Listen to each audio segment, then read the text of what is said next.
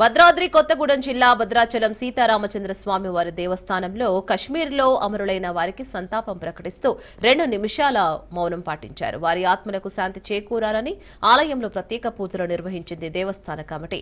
అనంతరం ఆలయ అర్చకులు, సిబ్బంది ప్లకార్డులతో నిరసన ప్రదర్శన చేపట్టారు. శనివారం ఉదయం ఆలయంలో శ్రీరామరక్ష స్తోత్రం పారాయణం నిర్వహించనున్నట్లు ఆలయ అర్చకులు తెలిపారు.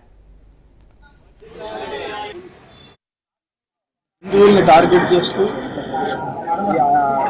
అభం శుభం తెలియనటువంటి అమాయకుల్ని 27 మందిని చంపినట్టుగా మనం తెలుసుకున్నది.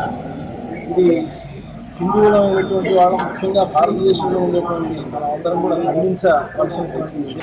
దీనికి నిరసనగా మన భద్రాచలంలో దేవస్థానంలో ఉండేటువంటి ఉద్యోగ సంఘం తరఫున మనకు ఈ నిరసన తెలియజేస్తూ ఈరోజు ప్రత్యేకించి 2 నిమిషాల పాటు మౌనం పాటించడం జరిగింది. రేపటి రోజున మన ఆలయంలో ఉదయం 8:30 గంటల సమయంలో ఈ భారతదేశంలో ఉండేటువంటి హిందువులు, భారతదేశంలోనే కాకుండా ప్రపంచ దేశాల్లో అన్ని చోట్ల ఉండేటువంటి హిందువులకి అందరికీ రక్షణ కలగాలి అని రామచంద్రమూర్తిని ప్రార్థిస్తూ శ్రీ రామరక్షా స్తోత్ర పారాయణ సామూహికంగా ఏర్పాటు చేయడం జరిగింది.